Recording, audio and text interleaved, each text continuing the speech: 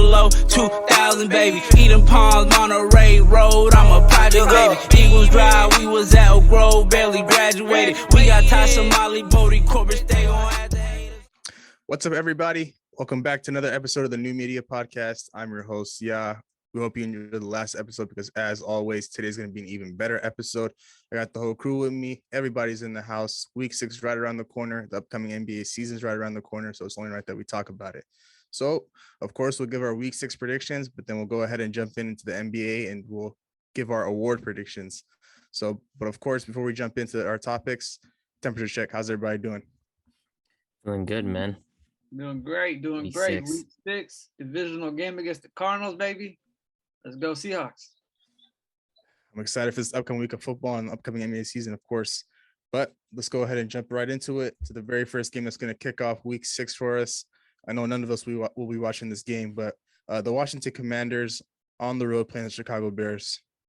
I mean, we kind of talked about this in the last episode. There's no reason why this should be a Thursday primetime game. Impossible. I don't know what the NFL is doing, but I don't know. This one, I'm going to go with the Bears simply because I feel like their defense is going to be able to get the job done. And Washington's run defense does not look good whatsoever. And they get David Montgomery back, and both backs are really good. When Montgomery's healthy, the guy is very, very solid. So having Montgomery and Khalil Herbert come in and also give them some reps, that's their game plan. And then if Justin Fields can have an efficient day, they don't need him to throw for a ton of yards. We're aware that he's not going to break 200 weekly. That's just not his game. But if he can have an efficient game, get guys like Darnell Mooney involved and Cole Kmet, I feel like the Bears are going to have a chance to win this game. So I'm going to rock with the Bears, and Washington haven't given me a reason to believe in them. Like we know what Ron Rivera said about Carson Wentz. So I'm going to go with the Chicago Bears on this one. Week 6, I think 5-1 going against Washington. We're going to continue this week. We're going 6-1 against Washington this week. I just don't like Washington. I don't like Carson Wentz. I don't think he's a good quarterback. Like Ron Rivera said this past week, man, the difference between why the other teams are successful in winning in the division, playing quarterback. So I got the Bears trudging it out through their run game. And like Abby said, the defense, I really like how David Montgomery, Khalil Herbert have been involved in the game the last couple of weeks. And all Justin Fields has to do is just game manage the game and don't throw no turnovers and just keep the ball. Just keep the ball out of the Washington Commanders. That's it. So I see the Bears. They're what, 3-3 right now, or 2-4? 2-3 right now. 2-3. I see them becoming 3-3. It's crazy. Hey, we expected these guys to win only 2 games, and they're already at the 2-game mark. So. Yeah, I got to give credit to their easy schedule, but I'm gonna go ahead and pick the Bears, of course. The Washington Commanders, they're just not a good football team with Carson Wentz. So maybe after this week they might just move on from him and go to their backup, but I highly doubt it. But I would love to see that. But I'm gonna have to just go with the Bears in this one. We'll go ahead and move on to the next one. It scares me when we all agree on a pick, because I feel like our record when we all agree on a pick just is not good. We started 0-2 last week. Yeah, it was not good. When we all agree on a pick, something goes wrong. Yeah, that's a very good point. I didn't even realize that. It's very safe for you because if you lose, yeah, of course, if I pick some, you pick some, and we both lose, I'm good. If you win, we both win. It's just I don't lose anything. So yeah, did it. We'll go ahead and move on to the next game. The San Francisco 49ers on the road, another road game for them against the Atlanta Falcons. We know the 49ers, they're consistently picking up injuries, but I feel like their defense still, that's the one thing about their trademark is they're still going to have guys out there that are just going to make plays. And I just feel like, again, they're going to make it a point to get after Marcus Mariota. And I'm just going with the Niners because I feel like they're a better team offensively. They're just going to stick with what's working. Jimmy G is going to have an efficient day. He's going to throw all the short passes, let guys like Debo and Kittle make plays for him. So I'm going to rock with the Niners on this one. Yeah, I'm rocking with the Niners in this one. They did pick up a couple key injuries last week in the game. They lost E.J. Mosley, a big cornerback that was a big part of their defense. But Niners, man, they're just a plug-and-play team. They lose somebody, they find somebody else. They put them in. Same success. Like last 4.5 years, that's how the defense looked. They lose somebody, they plug it in, they come back. It's the same thing. So I got the Niners winning this. They're gonna run the ball down the line of throat. They're gonna game manage the game with Jimmy G, Debo. So like Kittle has to be more involved, more involved. He's blocking a lot. I get that he has to block since Trent Williams is out, but let him get in the pass game. But got the Niners winning this one, and I want to talk about their defensive coach. I don't know where they be finding these guys, man. First was Robert Saleh, now it's this DeMarco Ryans guy. It's crazy. So shout out to the Niners, man. I feel like they're getting another dub. Yeah, D'Amico Ryans, man, he's going to be looking for a head coaching position right after this season for sure. There'll be teams calling for him. I have the Niners winning this one. I think Jimmy G's going to have another good day. These last couple of weeks against the Rams, against the Panthers, he's looked great ever since that. I think it was week 3 against the Broncos on primetime where he got a safety in the end zone. He's bounced back from that. They're just going to run the ball, of course. And the Falcons, they have nothing going for them right now. Kyle Pitts is kind of injured right now. And of course, Cordell Patterson's out. So I don't know what they're doing right now, but if they're sitting at 2-3, they'll be 2-4. So I have the Niners winning this one. But we'll go ahead and move on to the next one. The New England Patriots on the road against the Cleveland Browns. See this? I feel like this is a trap game right here. This one, who's favored in this game? The Browns -3. Oh, where's it at? Cleveland. See, I don't know, man. I mean, Mac Jones is twin. Like he's Bailey's solid. happy. Mac Jones is twin. He's been solid for the. I mean, I'm gonna go with Bill Belichick on this one, man. I'm gonna rock with Bill Belichick. I feel like defensively, like they're gonna be keyed in, and I feel like this is a week where Nick Chubb finally gets stopped. This is the week where they finally put a stop to Nick Chubb, and the Patriots are just gonna hand the ball off to Ramondre Stevenson and get guys like that involved. And if they're able to it's going to be a low scoring affair. Like I'm willing to bet that it's going to be a low scoring, maybe like a 13-17 type of game. But I'm a rock with the Patriots on this one. I feel like they're defensively, they're going to get the job done in this one. This guy always puts me in a predicament, bro. Like, a very tough choice, you know?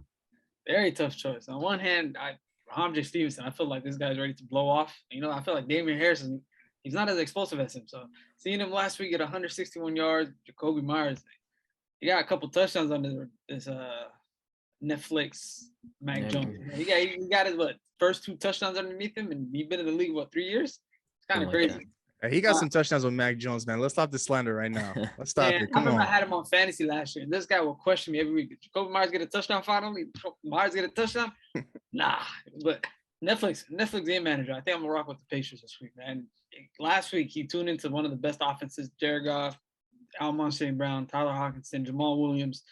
They managed to keep him at 0. I feel like, you know, Chubb been rolling these last 4.5, 5 weeks. It's time to slow him down. They're gonna key in on that. And he coached Brissett. He knows how Brissett plays, so he probably has a game plan for that and game plan for Chubb. And I see Bill Belichick walking out with this W. Go Netflix, Mac Jones. Come on. Yeah, I'm gonna have to disagree with both of you guys here. I'm gonna go with the Cleveland Browns in this one. I think Nick Chubb just keeps it going. He keeps on rolling. That run game's has been working for them, and they're just gonna stick with it. And the Browns offensively, they don't even look bad outside of their run game. You know, Amari Cooper, he looked good last week. He's been looking good all year. So I'm expecting it to be, of course, I have said a low scoring affair, but I think the Browns pull this one out. They've been in a lot of close games. Their record is they're 2-3 right now, but it could easily be a team that's 4-1. But I'm gonna have to go with the Browns in this one. But this one is a very interesting one. You know, the Browns being the favorite -3. It could be a trap game for sure. But we'll go ahead and move on to the next game. The New York Jets on the road playing the Green Bay Packers. Packers just coming off a loss in London to the Giants. You know, like in previous years, I would just tell you guys just like, yo, let's all just say yes and just move on to this one. But we're a scary team, man. We stink. We stunk it up in London. But of course, I'm a rock with my guys in this one. I feel like it's gonna be a bounce back game, but we're not gonna win comfortably whatsoever. The Jets they're just an annoying team, man. They're just gonna fight. And Sauce is going to have an easy day because it's not going to be a day where our wide receivers are going to pop off. It's going to be a day where our running backs eat. So I feel like Aaron Jones and A.J. Dillon is going to be a pointer where we're going to get them involved in. Maybe our defense finally decides to show up because Joe Barry decides to do his job. But Lord knows about that because Joe Barry is just not a good defensive coordinator. But I'm going to rock with the Packers on this one. I feel like it's going to be a bounce back week for us. So I got $5 that defense is not going to show up this week. We've been saying it for 5 weeks, but it's week 6 now. It's time to just let out the door and just be like, yeah, Aaron Rodgers got to carry us from now on, you know?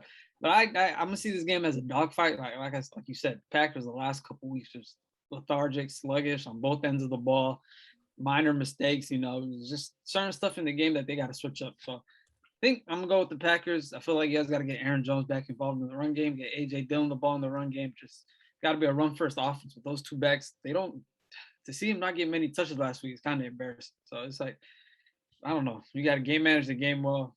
need to keep the drives longer, need the ball more in the second half. So I want to see that out of the Packers, but I think that they trudge it through. It'll be a good win for them. Although it's against the Jets, but it'll be a good one. Definitely won't be a good win, but I do have the Packers winning this one. I don't believe they'll cover the -7.5 spread. Of course, they're their favorite. I think the Jets still give them a little bit of a fight. Of course, they didn't look good last week. Last week against the run, against Saquon, they didn't look good against the Patriots with Stevenson and Damian Harris. So I think the Jets with Breece Hall, they can do some damage against the Packers. But overall, it's just I think it'll come down to Aaron Rodgers and Zach Wilson, who has a better day, and I think Aaron Rodgers will have a better day. But this game will be a lot closer than people think. I would definitely take the Jets plus 7.5 for sure. But I do think the Packers come out with the W in this one and bounce back week for them. We'll move on to the next game, the Jacksonville Jaguars against the Indianapolis Colts. The last time these two teams met, the Jaguars did beat them and they shut them out. I think it was like 29-0. This one's an interesting one. This is interesting. I don't know. This one smells like it's gonna be like a Colts edge it out, but the Jaguars, they're kind of pissed off about these last 2 weeks. Like Trevor Lawrence, he knows he has a show, but I'm gonna rock with the Jaguars simply on the fact that they beat this Colts team earlier in the season, and I just feel like that's the direction this game is gonna head in. I don't think it's gonna be as bad or as egregious as it was last time, but I think the Jaguars gonna end up winning this game because the Colts just every single aspect of their game, from their run game to their passing to their pass protection to their defense, just has not looked good. No bright spots. So I'm gonna just rock with the Jaguars on this one. Yeah, I'm rocking with the Jaguars just because they cooked them last time. They beat them down, even with Jonathan Taylor playing.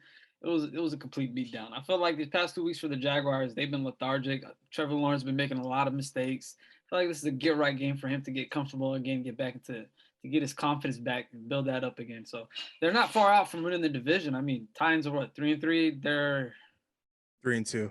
3-2? Yeah. 3-2. And how about the Jaguars? 3-2? 2-3. 2-3. So they're not far from winning the division. So I feel like this week is those get right games against the Colts. They're just going to beat them down like they did the first. So I think it was the second week they played him. And I expect Trevor Lawrence to come back out, get Christian Kirk involved, J-Rob to have a good game. And we'll see what happens. So I got the Jags winning. I'm going to have to disagree with both of you guys. I'm picking the Colts in this one. I think if Jonathan Taylor is able to come back and, practice this week and be healthy, I think they're just going to go back to what works for them and by that. What I mean by that is by giving him a lot of touches. I feel like they've went away from that ever since week one when he had about 34 touches against the Texans. They're just going to have to go back to their bread and butter, giving Jonathan Taylor the ball. And Matt Ryan and Alec Pierce, their connection has been pretty interesting to watch these last couple of weeks. It's more like it feels like he's like his safety blanket now, more than Michael Pittman is. So I feel like with those two playmakers on the outside and with Jonathan Taylor hopefully coming back this week, I think the Colts edge this one out probably by 3 points, to be honest. They have Vegas got them Colts -2. I think they'll cover that for sure. So got the Colts winning this one. That's crazy to have Colts -2 the way they looked. I mean, is it really that crazy? It is really not. It's a divisional game. It is a division. The Colts are going to play them hard. Have we said it's not in Jacksonville either, though. So, of course, we know the Colts' track record in Jacksonville these last couple of years. But to me, I don't know about that -2. The Colts just look nasty. It just look nasty to me. I mean, the Jaguars, they haven't been looking any better these last couple of weeks. We wrote them off for that Eagles game, but last week against the Texans was very unacceptable. But this one should be an interesting one. We'll see what happens. We'll go ahead and move on to the next game. The Cincinnati Bengals coming off a loss on the road playing the New Orleans Saints. Both of these teams are what, 2-3? I want to say they're 2-3. The Bengals are 2-3. Both these teams are 2-3. It feels like, I don't know why, it feels like the Saints are 1-4. I don't know why. It just feels like they're 1-4, but they are 2-3. And I can't comfortably say the Bengals are gonna win this game. Zach Taylor's just a garbage coach, man. It's just plain and simple. He just does not know how to run an offense. These guys just look predictable. Do I want to be edgy here, man? Do I want to be edgy, man? Do it. Do I want to be out? Do it. I'm going the Saints here, man. I'm rocking with the Saints here, man. I just feel like the Bengals, offensively, they just have not looked good whatsoever, man. And Zach Taylor's not giving me a reason to believe that they're just going to be any sort of better. I just feel like the Saints right now getting Alvin Kamara back healthy, and I don't know what's the status update with Michael Thomas. They're actually optimistic that he'll be able to go ready to go this See, week. if he's able to suit up, that's big for them because Alvin Kamara's looked. I mean, he got an explosive game last week against the Seahawks, and this Bengals team just looked lazy. They just haven't looked good whatsoever. So I'm be edgy here. I'm gonna go with the Saints in this one. I feel like the Saints might pull this one out. Big itchy. I'm You're on the gonna, clock. I'm gonna pick the Saints. It just This guy's following me, man. Nah. He's trying to play. He's trying to play it safe. He's just trying to copy and get some points where he can. Give me a second. Hold on. But listen, I'm gonna pick the Saints solely off the run game and Taysom Hill and that defense. I can't trust that Zach Taylor offense, especially when they don't get Joe Mixon involved in the game as much as they're supposed to. The O line's not as good. And look at Jamar Chase's last 4 weeks. Other than week 1, he's really been a bystander on the field. So it hasn't been looking good. T. Higgins just week in, week out is a new injury. Concussion 1 week, another shoulder injury the next week, and then this past week, what was it, ankle injury?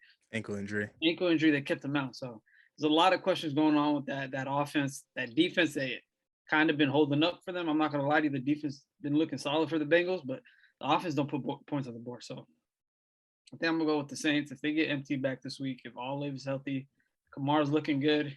Taysom Hill, man, he cooked us up last week. So I'll take the Saints off this week. I'll pick the Saints. This could be a really good week for me if all my picks hit, but I'm going to have to disagree with you guys once again. I'm going with the Bengals. Last week, I mean, of course, they lost to the Ravens on a walk-off field goal, and they didn't look good offensively. Their defense stepped up. Their defense has been pretty good all year. I think this is probably the week where their offense puts up maybe 24 plus points. I think T. Higgins will be good to go. He didn't play much against the Ravens. So I feel like they'll get those two guys a lot more involved in the game. And the one thing they need to do in order to come out with the win is get Joe Mixon the ball, because Joe Mixon, when he has the ball, he's a special running back. He can make plays. And then once the run game is going for you, you can work out of that, and teams aren't going to just sit back and cover two. So and that's where the big plays come in. You got playmakers all over the board. You got Chase that can go get the ball. Higgins can get the ball. Boyd can get the ball. But I'm tired of watching the Bengals offense just dump off these passes to Hayden Hurst and Samaje Perine, because that's not how they made the Super Bowl last year. So I'm expecting this offense to blow up this week. I'm expecting big games from Chase and Higgins and from Mixon as well.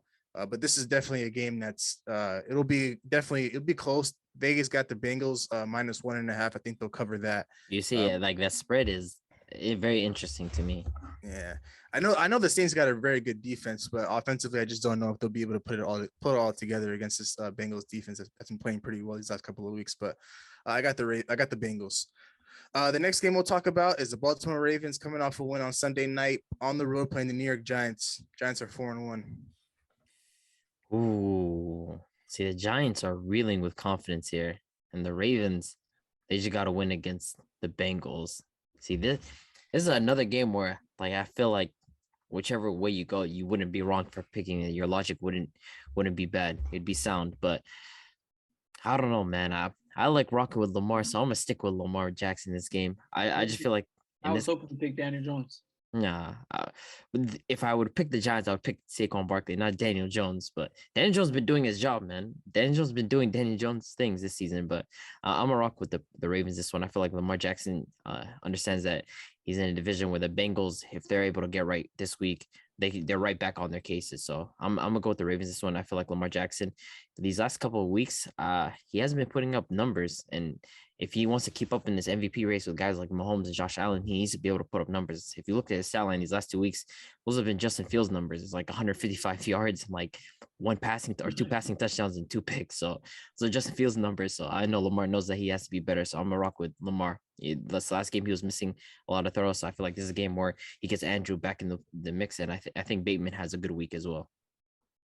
Bateman got to be healthy this week. Hopefully he is. Yeah. I mean, I'm rocking with the Ravens. I think the Giants' little magic run they started off with, little 4-1 game win streak they have right now is just, I think it ends this week. I think Lamar has a field day against the Giants. He cooks up, gets Andrews involved, gets Bateman involved, J.K. Dobbin gets involved. And I really believe this defense the last couple of weeks they've been shoring up. They've been shoring up lately. It's been low score games for them. It hasn't been blowouts. They haven't since that Miami game. it hasn't been too bad for them. So I expect them to blitz a lot against Daniel Jones, try to put pressure on him, try to force him to throw the ball, make him make decisions. I think the Ravens grind out this game. I think they win by 6 or 7. I think Lamar Jackson goes back to his MVP ways this week against the Giants. Of course, like I've been mentioning, these past couple weeks, he hasn't looked like himself. But I feel like there's a big incoming game for Lamar Jackson this week. So I got the Ravens winning this one pretty comfortably. Saquon Barkley, he's going to do all he can to help this team, stay in it. But at the end of the day, there's got to be a time where Daniel Jones has to make a play or two. And I just don't think he's capable of doing that right now against the Ravens. I know they're sitting at 4-1. I've been down on them this entire year. I'm very critical of Daniel Jones, but I'm going to continue to be critical about him because I don't believe he's their franchise quarterback. They're going to definitely move on from him after this year, but I have the Ravens winning this one. If the Giants win this, what are we saying? They're making the playoffs if they win this one. That's for sure. They're making the playoffs for sure. Yeah, they're making the playoffs. They win this one. It's scary, man. It's scary. I feel bad for teams that are fighting for a wild card spot because the Giants are right in the mix if they win this one. But we'll go ahead and move on to the next game. If you don't have any fantasy players in this game, you're definitely not watching. The Buccaneers on the road playing the Pittsburgh Steelers. No, I feel like we shouldn't even discuss the Steelers. Like, they're the one team that we should, like, even the other losing teams, like whether you're talking about Seattle or you're talking about the Lions or any of these other teams or even the Patriots, like, I feel like we can discuss those teams, but when it comes to Steelers, like, this team's just garbage, man. Offensively, they're just an eyesore. There's no bright spots in this team. Najee Harris is one of the slowest running backs in the league. This guy, and he has a terrible offensive line to add on top of that. Deontay Johnson can never get the ball. Kenny Pickett is just fighting people. Like, this team is just in a disarray. Their offensive coordinator is garbage. The Steelers, there's no way that the Steelers win this game. So I'm gonna rock with the Buccaneers. I don't know if I'm confident enough to say Tom Brady's gonna demolish him like Josh Allen did. I just don't believe that. But at the same time, I think the Buccaneers are gonna be comfortable enough to win this game. So I'm rocking with the Buccaneers on this one. Yeah, I'm rocking with Tampa just basically off of that Steelers offense. The O-line, garbage. The run game is garbage. So sorry for Kenny Pickett because he gets put in situations that as a rookie it's tough to handle. So what Bills did to them last week, I really expect Tampa to do to them, but I think they win 27-3. It's going to be a bad game. I ain't got much to speak on it. Yeah, of course. I have the Bucs winning this one. But will I go ahead and say Brady's going to have a 5-touchdown game like I said last week? Nope, I don't believe it because I got to see it before I believe it. I thought last week was going to be the week against the Falcons at home, but it wasn't so. But the Steelers they're a terrible football team. Mike Tomlin is going to have his very first season below 500 wins. Below 500. So the Bucs should have won this one pretty comfortably. They'll cover the 8.5 spread. Vegas got him at right now. So we'll go ahead and move on to the next game. The Carolina Panthers against the Los Angeles Rams. The Rams are at home in this one. What's the spread on this one? Rams minus 10.5. Damn. Okay. There's no way they're covering that spread. I don't believe it at all. But yeah, I'm gonna go with the Rams on this one. But at the same time, like, what can I praise about the situation with these two teams? One team, Matthew Stafford has not looked good. Their offense, like, outside of defeating Cooper Kupp, there's just been nothing to show. Defensively, outside of course, their two studs, they have been nothing impressive. It's not even a Super Bowl hangover. They just haven't looked good whatsoever. And then at the same time, on the other end, you had a team that's coming off Baker Mayfield getting his head coach fired, which probably was coming anyways for Matt Rule. But regardless, I'm going to just go with the Rams just because they're the better team here, right? They're the more talented team, but I don't have confidence in that spread whatsoever. I just feel like the Rams offense has looked like a shell of itself, but I'm going to go with them just because they're a more talented team. Yeah, I'm going to go with the Rams just because they have more talent on their team than the Panthers do. Panthers don't got Baker Mayfield this week. They're playing P.J. Walker. I mean, the offense is really not going to switch much with P.J. Walker back there. It doesn't matter who they have back there, man. They got to draft hopefully Payne can draft a young, nice quarterback. But Rams, man, that offense is nasty. Even them, Stafford is just horrible. And we don't know if it's the shoulder injury. They lost a lot of old linemen. It's the run game's not there, and it's been bad from the last 5 weeks. So, but I feel like they're going to grind it out. The spread you said was minus 10? 10.5. Hell no. It's going to be a close game. I think every game the Rams, except the Bills game, they had a high spread. But all the other games, all games for them has been close. So I got the Rams winning. I feel like it's going to be a close game. Hopefully McCaffrey goes off. I do want to see DJ more involved. Hopefully the new coach gets him involved in this offense this week, but we'll see. won't say too much about this game. I got the Rams winning this one, but I agree with all of you guys. They're not going to cover this 10.5 spread. This offense hasn't looked good compared to what we saw last year with OBJ and those boys. But I don't know, man. Like I keep saying each and every week, these guys miss Kevin O'Connell a lot because he was definitely a huge part of the offensive schemes they were putting together last year. So the Rams will win this one. They'll probably win by like a touchdown. So definitely we'll cover the 10.5 spread. Now we have an interesting one. The Arizona Cardinals on the road playing the Seattle Seahawks. Two teams that are both 2-3 in the divisional game. Hey, you're on mute. Do you want me to start? I'm gonna let Big A start on this one. Hey, I predicted the Cardinals to be 5-2, 5-12, right? This is the final thing.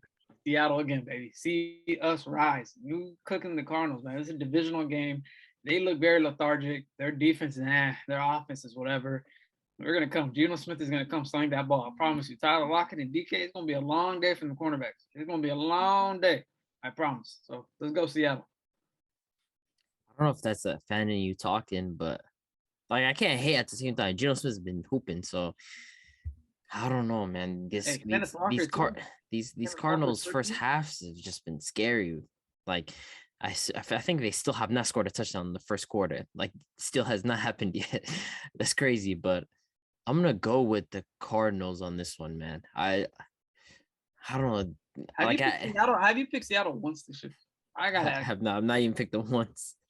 I think you picked them. I think you picked them last. I didn't pick them against the Lions. I didn't pick them against the Saints. I did not pick them against Atlanta. No, he picked Atlanta. Yeah, I picked Atlanta. I didn't pick you guys against the Broncos. And Niners, you pick. And against the Niners as well. I've not rocked with you guys all season. Let's go. Yeah, I'm going Seattle.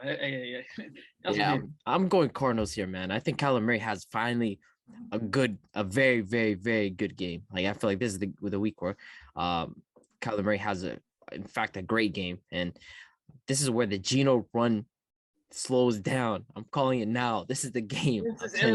Remember we said this 3 weeks ago, right? Geno Smith at one point he's gonna have a 2-pick game. The 3-pick game. Geno Smith is gonna have a terrible game this week. I just feel like this divisional game is where he's gonna mess up. So I'm gonna rock with the Cardinals here. I think they're gonna get on track in the first half of this game, and I'm gonna rock with them. I'm gonna have to agree with you on this one. I'm picking the Cardinals.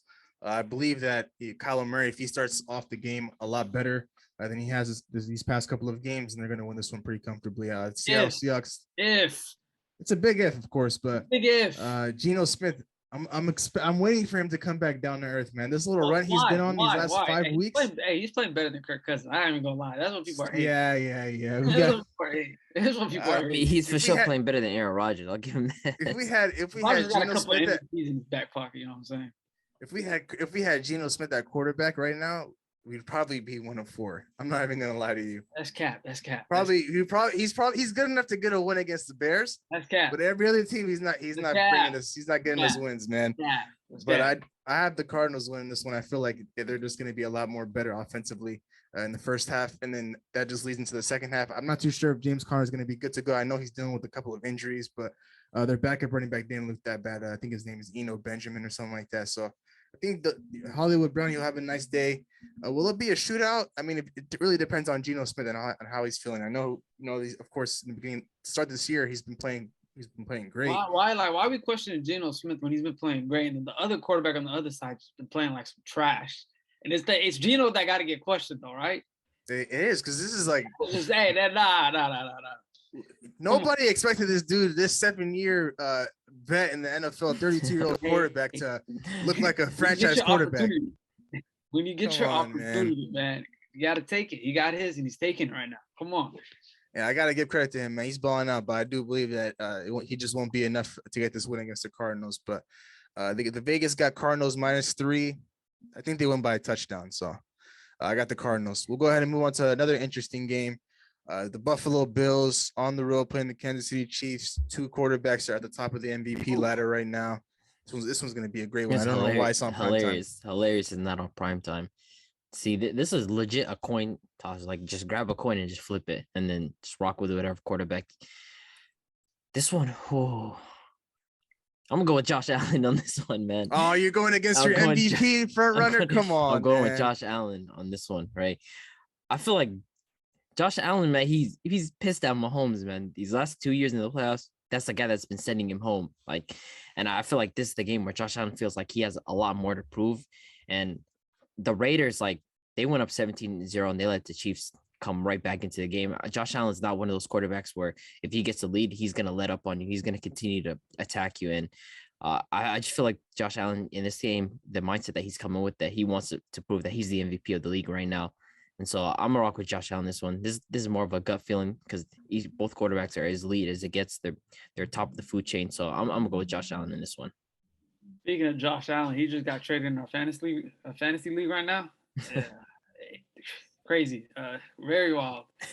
We'll get back to that, but I'm staying with Mahomes, man. I said Mahomes is gonna be the MVP. I'm rocking with the MVP, man. He's facing Josh Allen, a tough Bills team, but the Bills got some players that they're missing right now, on the defensive end especially. So I feel like Chiefs are going to come in. Hopefully, the last couple of weeks, they've been looking lethargic in the first half as well, and they've been coming back in the second half. I hope they come into this game and they start off shooting. Who's the underdog in this one, by the way? I'm pretty sure this is at Arrowhead too, right? It's in Arrowhead. The Bills are the favorite, -3. Nah. Apparently, that's like the first time ever that they're the underdogs against the Bills. It's crazy. Yeah. Arrowhead's tough. It coming into Arrowhead, that's tough. So I'm gonna stick with Mahomes and Kelsey, man. Those two, it's gonna be a tough, long day for the Bills defense to stop them two guys. So I'll rock with Mahomes. I think this one's pretty much a no-brainer for me, in my opinion. I'm taking the guy with the hotter hand right now. I'm taking the Buffalo Bills and Josh Allen. I trust their defense a lot more than I do with Kansas City. And Josh Allen, the MVP campaign he's on right now, is just going to keep on rolling through Kansas City. The last time we saw these two teams go at it, Josh Allen, he was resilient as ever. He's going right back and forth with Patrick Mahomes. Patrick Mahomes get a touchdown. He's getting right back on the field and scoring. Gabe Davis and Stephon Diggs, those two guys, their playmakers will have big days.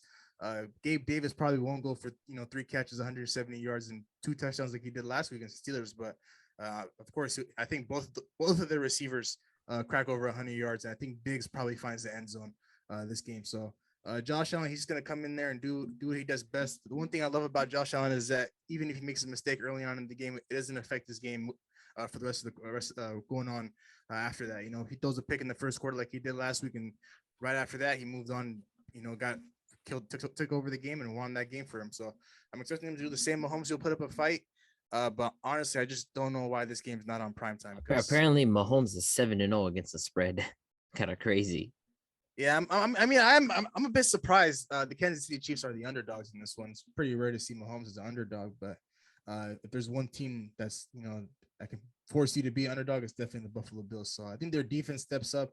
Last time around, they had a tough time stopping Travis Kelce and stopping guys like Tyreek Hill. So without Tyreek Hill, you don't have to worry about MVS and Juju Smith-Schuster. And Mecole Hardman, yeah. Yeah, and Mecole Hardman. It's really just one guy, Travis Kelce. So I got the Bills winning this one. Next, we have a Sunday night showdown, divisional showdown. The Dallas Cowboys sitting at 4-1, playing the Philadelphia Eagles sitting at 5-0. Ooh, this is okay. There's two teams that have constantly been against this entire season: the Seahawks and the Cowboys. And what you got against me and my cousin? My cousin's a Cowboy fan. I'm a Seahawks fan. You always been against them. But guess what? I'm going against the Cowboys again. Absolutely. I'm not having the Cowboys win this game. I think this is the week where Cooper Rush finally comes back down to earth. I don't know what to update with that guy if they're still holding him out to play this game. But I'm a rock with the Eagles here just because they're the 5-0 team. They're the team to beat right now in the NFL. And Jalen Hurts, I get passing wise. He hasn't had as many passing touchdowns as we'd like, but if you're getting it through rushing, I mean, why not? Touchdowns are touchdowns. And I just don't trust Trayvon Diggs against A.J. Brown. I believe A.J. Brown's going to win the matchup this week. And you have a guy like Devontae Smith and Dallas Goedert on the outside as well. I think the Philadelphia Eagles have way too many playmakers. And this probably is the best team that the Cowboys have faced all season in terms of both offense and defensively. So I'm rock with Eagles in this game. Yeah, I'm gonna agree with you on this one as well. I think the Eagles are gonna win this game. I really believe the Cowboys' magic with Cooper Rush is gonna run out this week, and Dak's back next week. So I think it ends this week for him.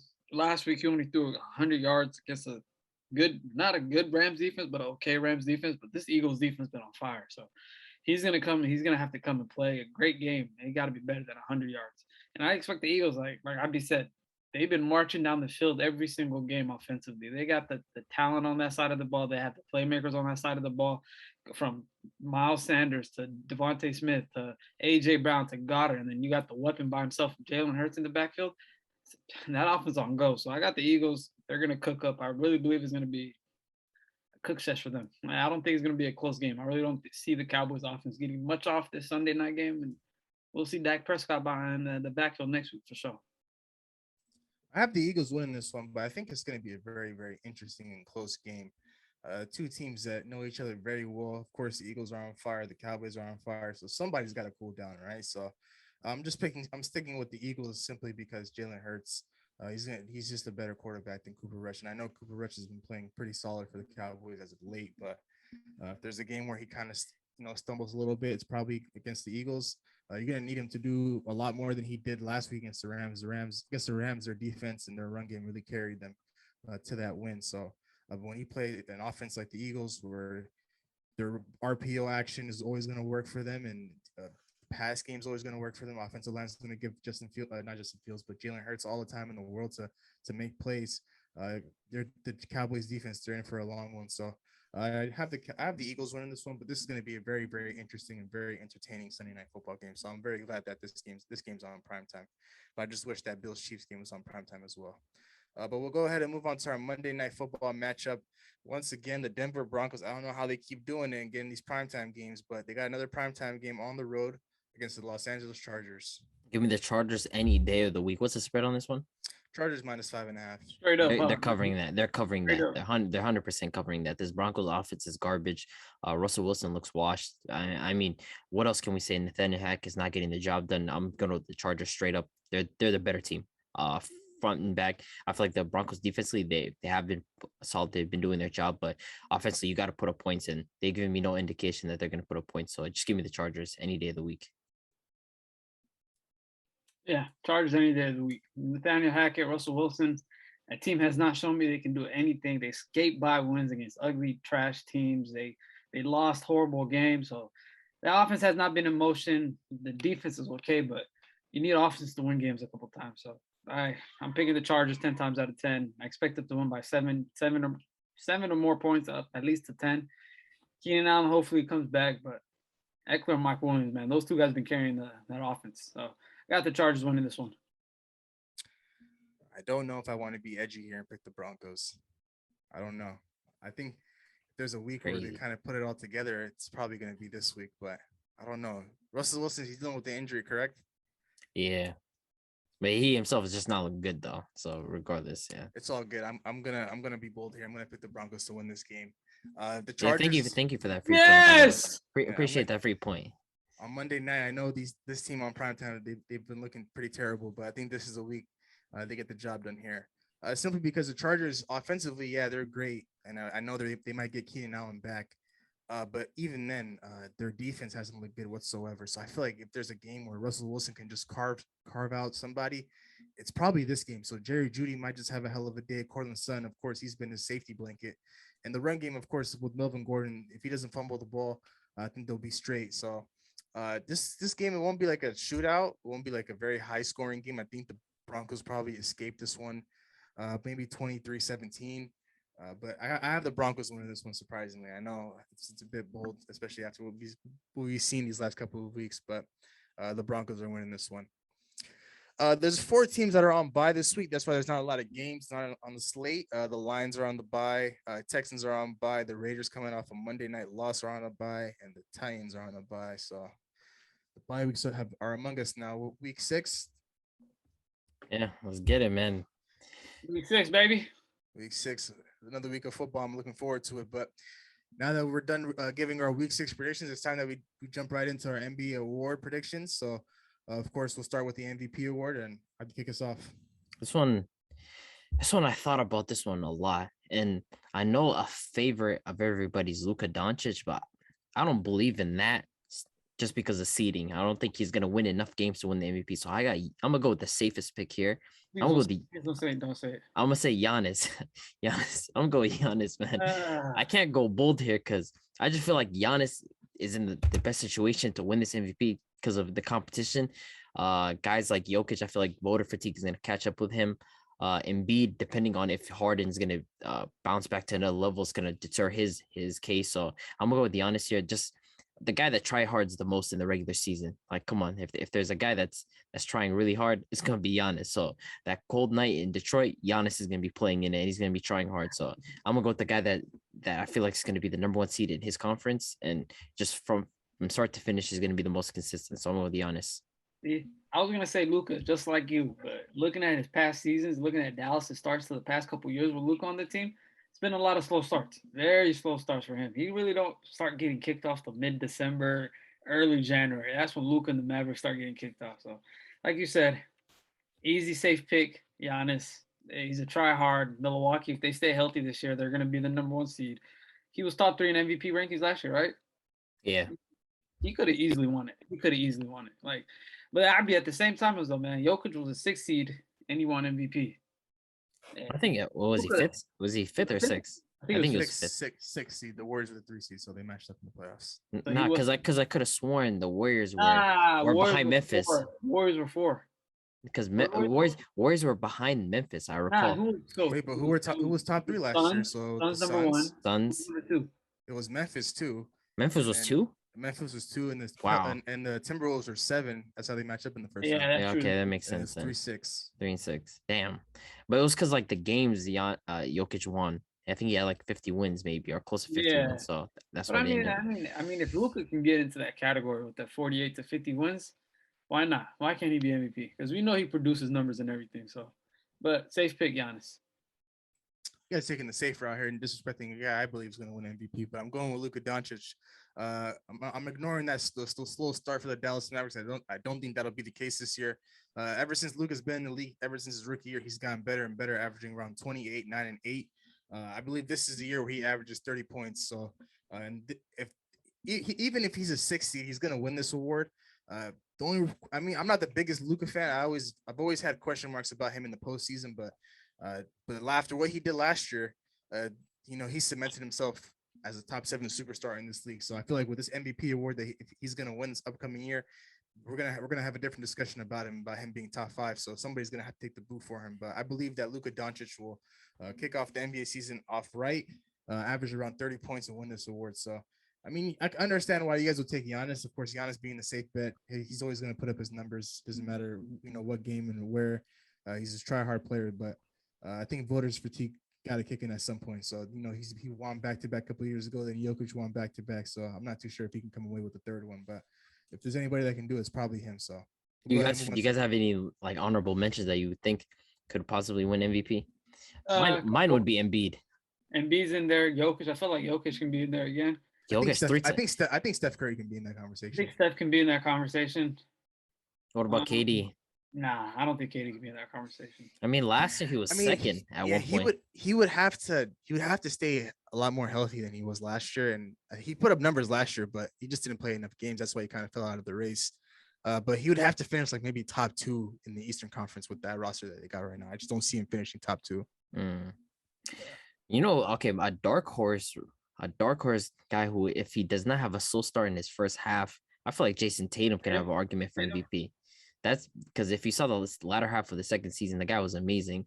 If he can consistently have that start that he has, that second half, and be able to do it for a course of a season, he can be a dark horse MVP case. Because the Celtics, I have them finishing as a top 2 seed. So, and Jason Tatum's been getting better and better every year. So, I mean, he could be a dark horse case, but I just don't see him edging guys out like Giannis and Steph and Embiid and Jokic. So. Not yet. I can see it, but I'm not too entirely sure about the Boston Celtics this year, especially with everything that just happened with their head coach Ime Udoka. So, with a new man in charge, I'm not too sure if they're familiar with that guy like they were with Ime. But if there's a Jason Tatum, I know he's capable of coming away with this award as well. He's been getting better and better each and every year. But I think we just gotta wait and see, I guess. That's fair. We'll go ahead and move on to Defensive Player of the Year. See, it should have been my guy last year, Bam, but for some weird reason, wasn't enough games, even though Gobert won it 1 year with 58 games and Bam played 60.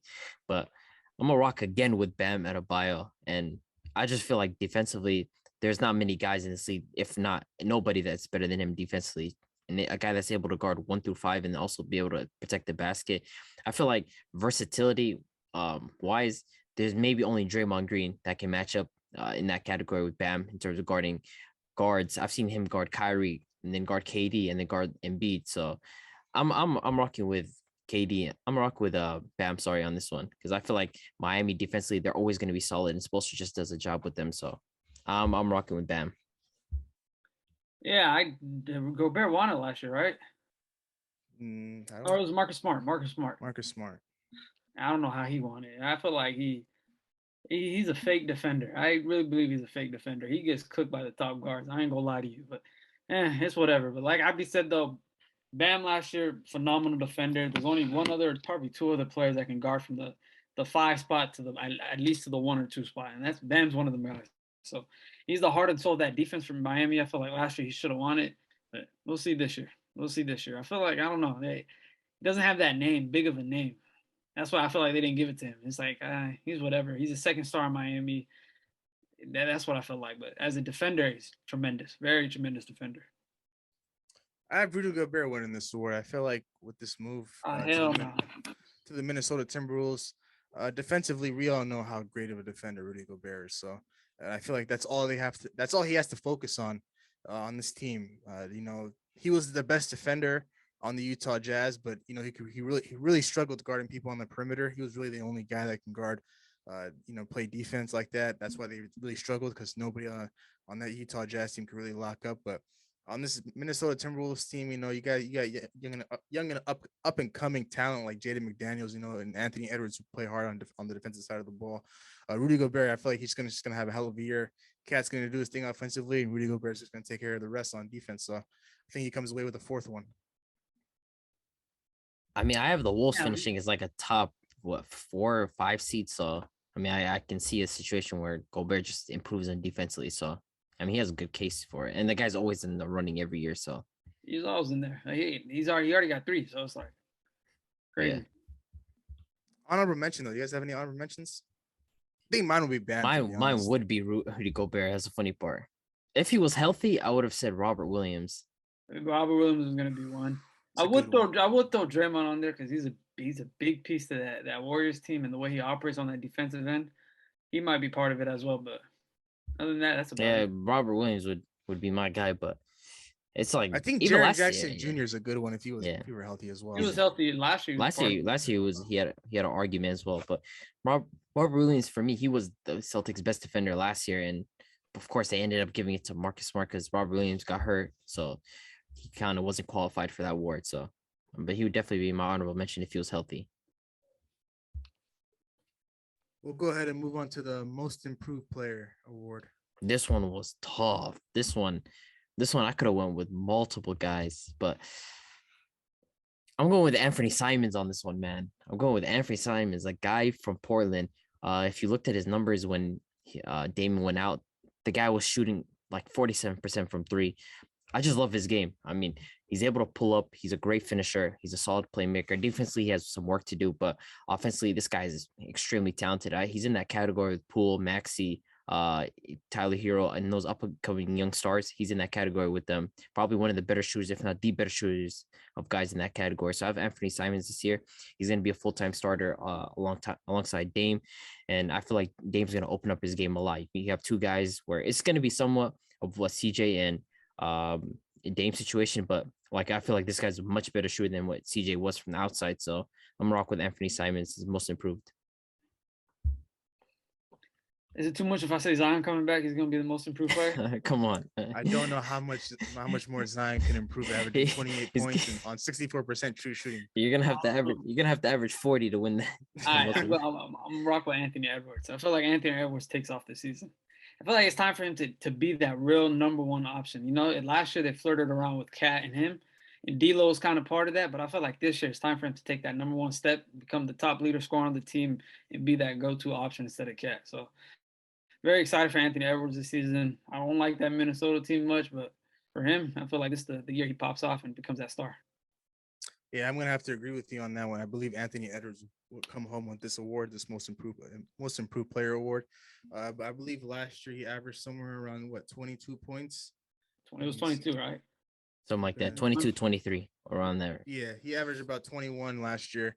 I feel like he could, with him being the number 2 guy to Karl Anthony Towns, like he could definitely take the number 1 spot, average somewhere around 25, 26 a game. So I'm expecting him to take a leap. Not many players in this league have a ceiling as high as Anthony Edwards. So I believe he's going to be that next man up, and he's an up and coming superstar, as we know. So I believe he's going to come away with this award.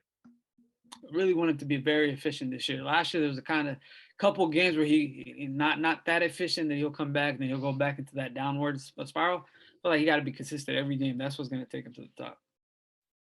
Definitely. I mean, my honorable mention would be Tyrese Maxey. Like he has a case to end up being an all-star this year. That's how much talented this guy is. I mean, lightning quick as a player, like probably, in my opinion, a top 5 transition player in this league. Like you guys see how he gets up and down. He's ridiculously efficient. Just someone that was really smart, knows his role on that team. And if he's able to get up more shots, average 20, 21 a game in this team, I feel like he can end up making that all-star jump because he's just one of those players that just enjoys basketball life. You watch him play. We saw him in the playoffs. He averaged 21 and 4 in his first full playoff. So seeing him just constantly grow and blossom into a young star, I feel like he has the potential to win the most improved player. He could have won it last year. Really, he had an argument to win it last year. Averaged 17 on like 46% from the field. So this next year he can make a leap and average 20. So that's my honorable mention right there. RJ Barrett for me. I feel like RJ Barrett's going to take that leap this year as well. And he's going to get into that all-star figure where he needs to be at as well to get his first all-star, be named that star player on the team. But I feel like this is the year he takes that leap. For me, my honorable mention would be Tyrese Halliburton. Ever since he got traded to Indiana, he averaged about 17 points and 9 assists. I feel like if he can average somewhere around 22 points and run around the same amount of assists, I feel like he's capable of coming home with this award as well. I mean, they shouldn't have traded him to begin with. I understand why, you're trading for a guy like Sabonis, but you hit on a draft pick in Sacramento. You shouldn't really move from that piece, but I understand because De'Aaron Fox did get better after Tyrese Halliburton left, but I feel like Tyrese Halliburton, man, he's one hell of a talent. So Indiana got a good one for years to come. But now we'll go ahead and move on to 6th man of the year. See, the obvious pick here, I feel like for a lot of people is going to be Christian Wood, and playing with Luka Doncic is going to open up his game a lot. What you nodding your head for? Christian Wood's not obvious for 6th man of the year. You muted, by the way, but I don't think he was obvious for me. I don't even think about him. Really? Like, you didn't think about Christian Wood? It's crazy. For top 2 or top 3? Nah, I didn't put him in there at all. That's crazy. Christian Wood's my 6th man of the year pick. I just feel like this guy is going to be playing against a lot of bench units coming off, and he's talented offensively. Defensively, he has a lot of issues, but offensively, he's extremely talented as a center. He can shoot the rock, drive to the basket. He can handle. The guy's very solid offensively, and he's going to be playing against a lot of bench units, and he's going to get his game off. And in lineups where Luke is going to be playing alongside him, he's going to eat a lot. That pick and roll is going to do damage. So I have Christian Wood as my 6th man of the year pick. Yeah, Jordan Poole. That's what I'm taking. It was between Jordan Poole and Tyler Hero. I feel like this year Jordan Poole's going to take that extra step that the Warriors really expect him to take. We've seen it last year towards the end of the playoffs when they gave him that starting spot when Curry was hurt. And we've seen it a lot with Klay Thompson injured. Jordan Poole was playing fantastic in his position. So I feel like this year as a 6, coming off the bench, letting Klay start the full season, I feel like he got the award under his belt. I feel like Jordan Poole was the obvious one here. Jordan Poole's the obvious one. You know why? It's because I feel like Jordan Poole is going to play a lot more games starting than we expect.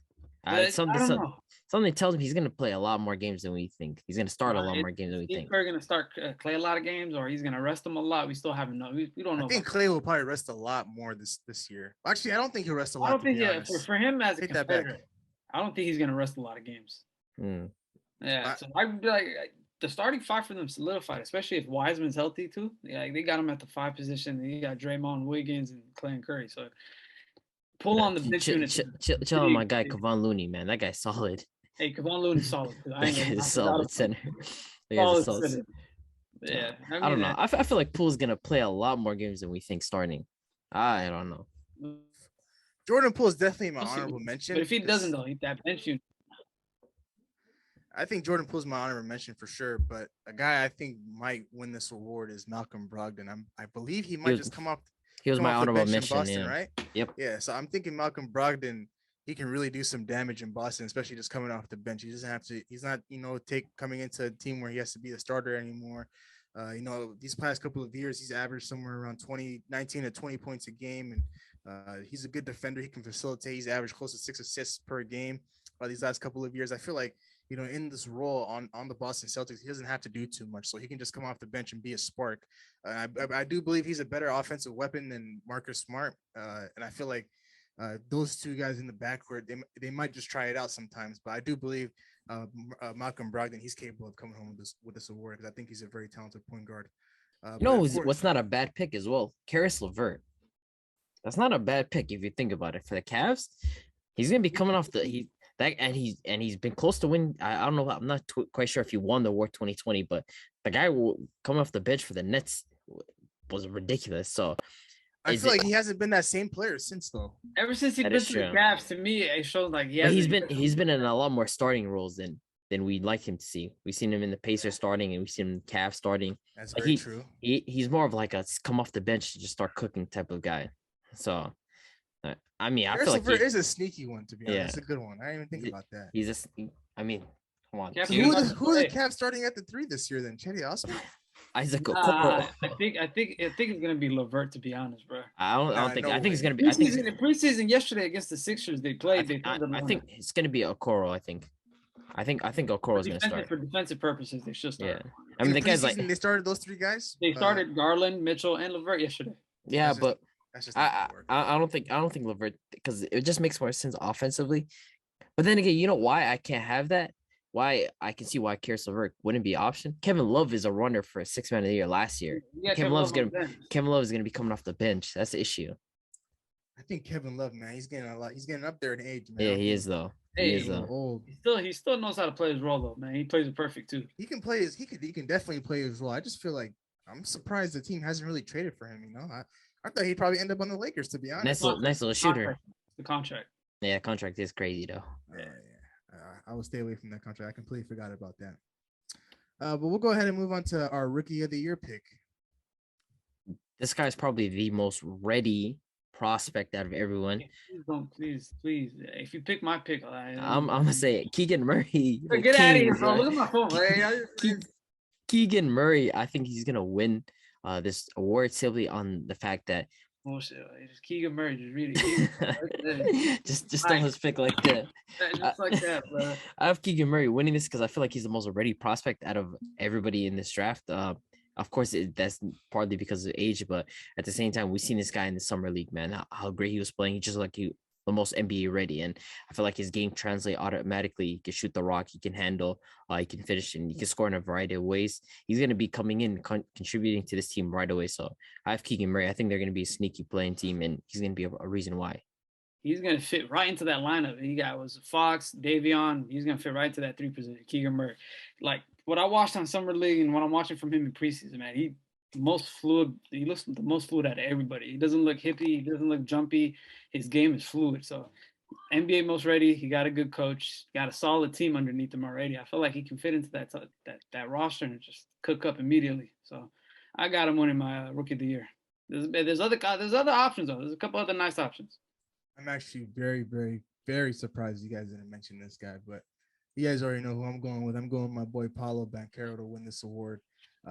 If there's anybody that's NBA ready outside of Keegan Murray, it's Paolo Banchero for sure. Like he's right there. He's right there with him. I just feel like he'll do enough damage in Orlando. Who won the award last year? Scotty Barnes. Yeah. I understand how that winning plays a part in this award, but of course, there's not going to be a lot of winning teams. I don't know. That kind of bothers me though. I feel like I hate the winning bias when it comes to rookies, right? Like guys like Evan Mobley and Scotty Barnes, like how they're viewed versus guys like Jalen Green and Cade Cunningham. Like Jalen Green's viewed as like a stat patter, just putting up empty points on like a garbage team, and then Scotty Barnes is contributing to winning, and it's like an unfair narrative. So like it could work against Paolo, but who knows? We'd have to see. Yeah, I agree with you on that one for sure. I just feel like Paolo, he's going to come in there and he's going to do damage. I think he's probably going to start for the Orlando Magic to kick off the season. So I'm expecting this guy to come in here and just dominate. Nothing's crazy, probably around like 18 points per game. And he just has to really work on his game, his handle and stuff like that. But he can put it all together for sure. And I just believe he's going to come away with this award. But definitely an honorable mention, it will be Keegan Murray, because what we saw from him in the preseason, not in the preseason, but in the summer league, he looked great. So I agree with you guys on that one.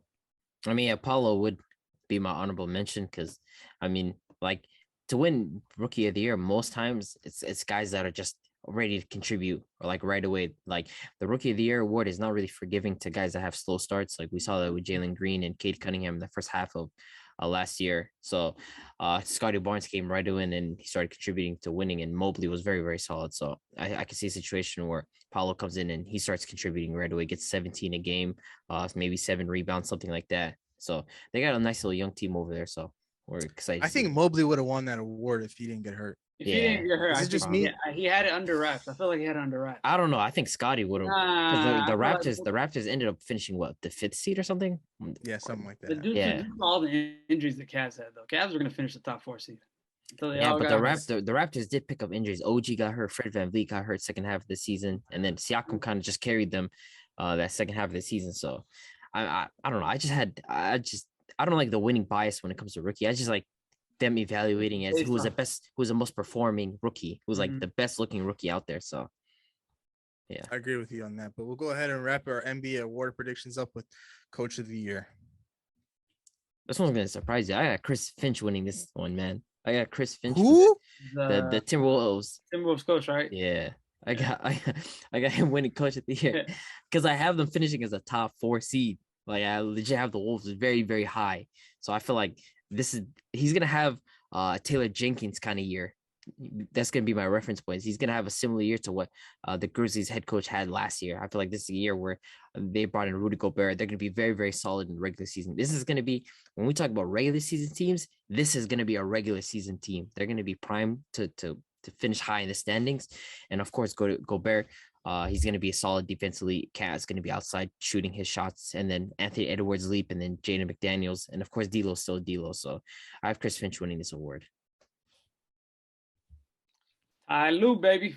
I feel like the Clippers are going to come back this year and end up as a top 2 seed. And people are going to remember how Ty Lue is the coach. And when he has a healthy roster, he's one of the best coaches in the league. So I feel like they come back this year. Ty Lue's going to get his respect again. And I do want to see the Clippers in the finals. I ain't gonna lie to you. I feel like it's time for those 2 guys to make the finals. Why do you want to see them in the finals as a Lakers fan? That doesn't make any sense. I'm just saying, like, it's time for those 2 guys to make we got fake Lakers fans, man. Are you? Yeah. How real of a fan are you right now? It's just time, bro.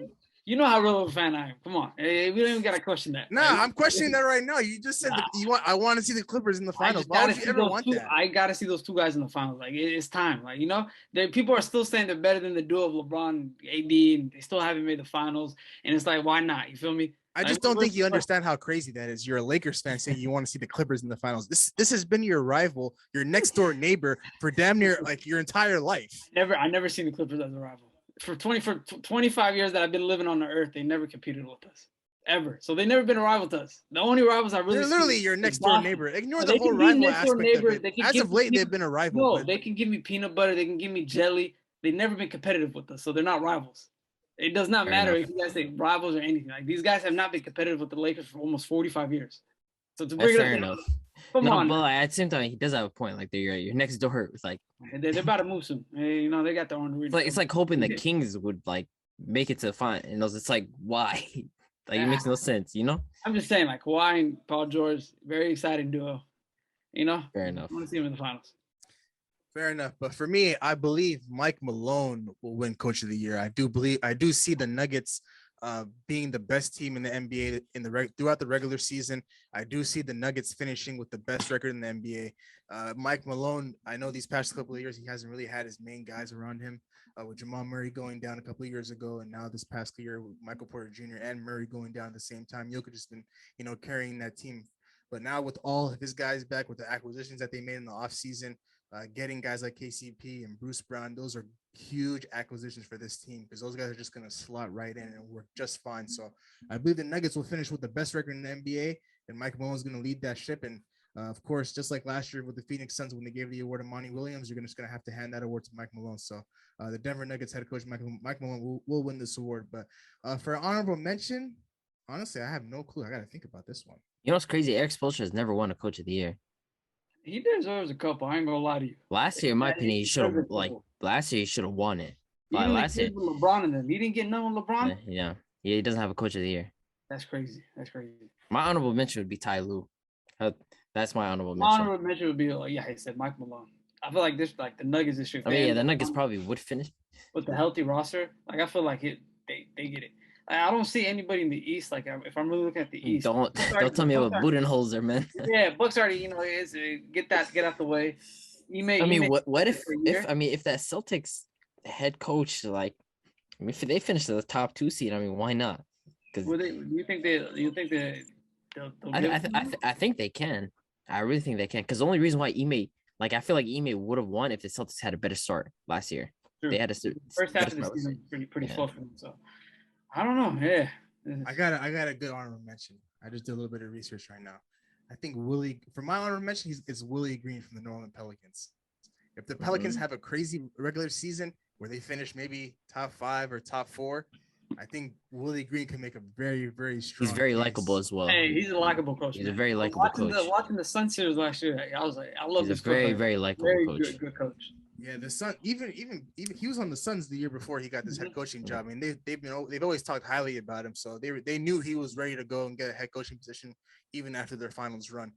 So I think that if there's one guy that can maybe challenge Mike Malone for this award, it's probably going to be Willie Green. So that's my honorable mention.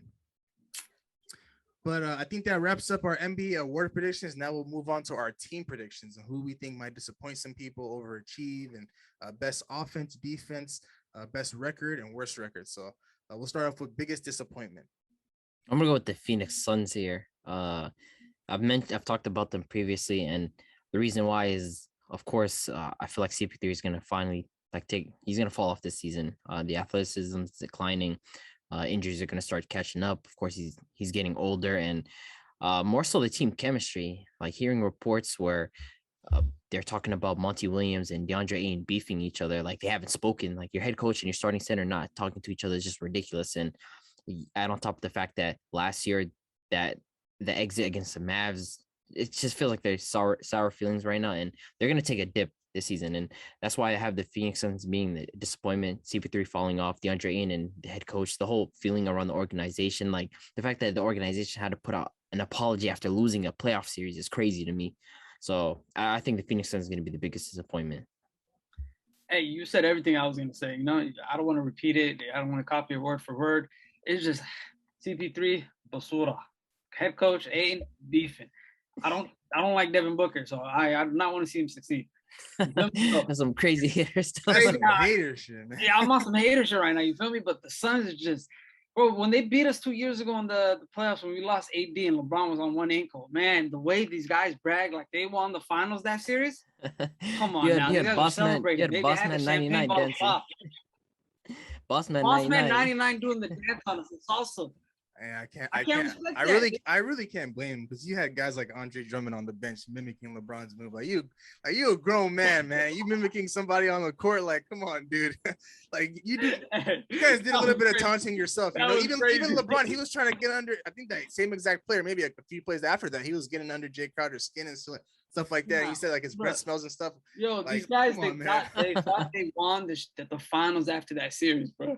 They really thought they won the finals, bro. They had champagne. They're talking about, hey, yo, man, we doing extra workouts after the game. These guys are light work. No, they're actually hilarious. It's hilarious. They're a funny team, man. I got to give it to them, man. But I feel like this is the year they actually fall off. Aiden's going to, trade season comes up, Aiden's going to probably request a trade, or the team's going to want to send him away because it's not working out. They're not going to get the pieces. CP's on his last legs. All they're going to be left was the Devin Booker, and it's going to go right back to 2017 when they were winning 7 games. So, yeah, biggest disappointment is the Suns. Yeah, I hear you guys completely. But for me, the team I believe will be the biggest disappointment in this upcoming NBA season is no other than the Philadelphia 76ers. I just feel like the expectation for this team are pretty high. They're expecting to make a finals push, making Eastern Conference Finals appearance. But I just can't see it happening with this team. people are expecting guys like James Harden to turn back the clock and, go back to his old days where he was a great scorer and a great facilitator. I feel like now it's the only thing that he has going for him in his bag is the facilitating aspect of it. He can facilitate the rock and get guys involved.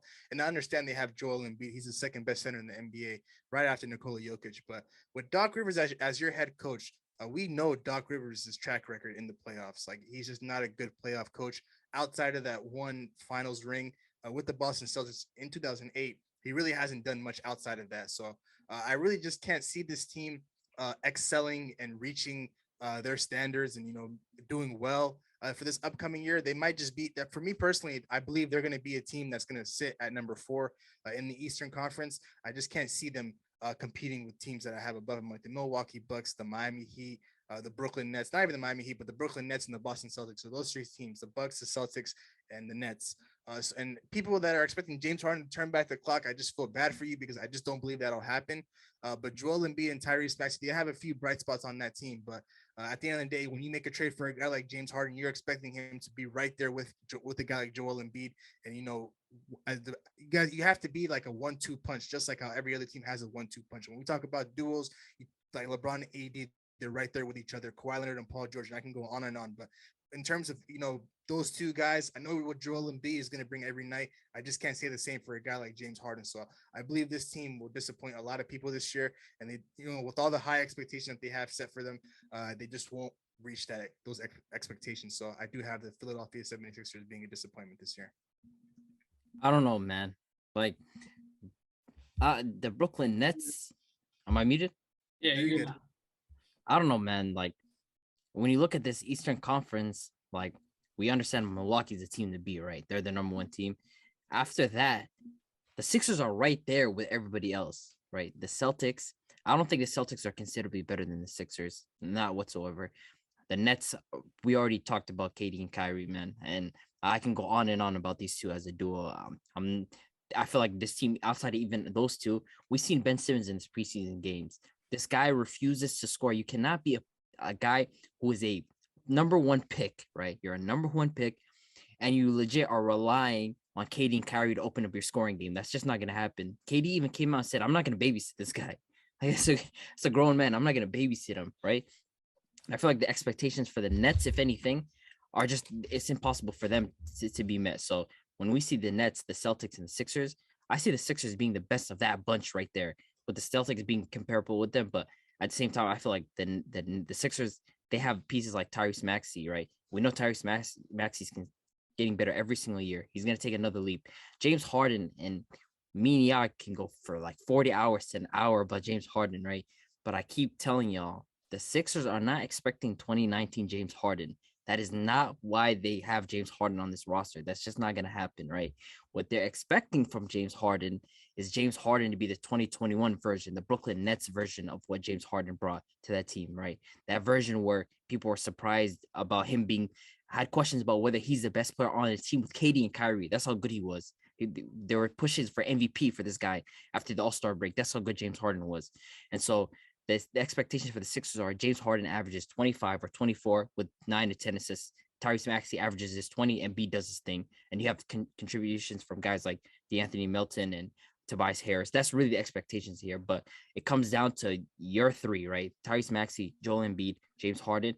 And I feel like that 3 can match up with any 3 in the Eastern Conference, whether that's a Bucks, Celtics, Nets, Miami. It doesn't matter. So I just don't see a situation where the Sixers are going to disappoint. I think the Eastern Conference Finals is on the books for these guys.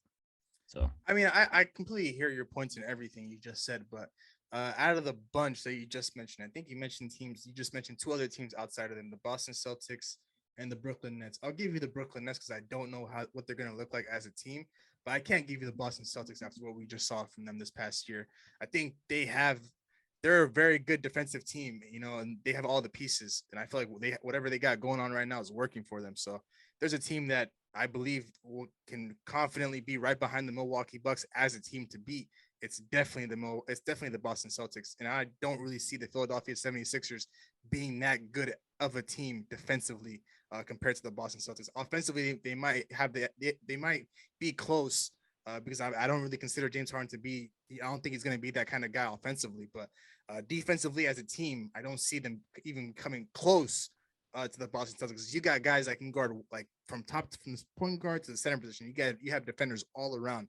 I just don't see that with the 76ers. You have Tyrese Maxey, who's a liability, James Harden, who's a liability, and then you throw in Tobias Harris. Tyrese Maxey is not really a liability. He's too small. He's a smart guard.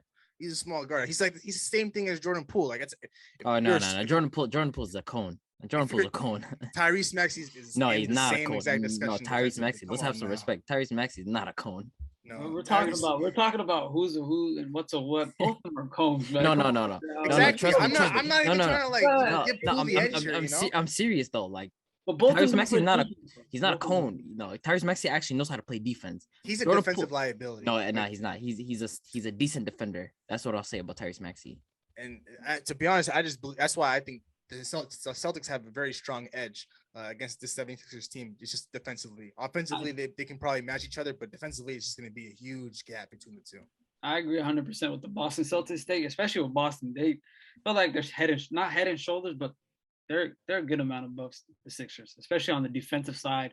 And I feel like they're much better coached than what Doc Rivers is doing. So, but the Nets, you know me and Ben Simmons, I agree 100%. Sixers are much better than the Nets. The depth is much better. The starting five is better. They just got KD and Kyrie, and it's total name value, name weight, and that's about it to me.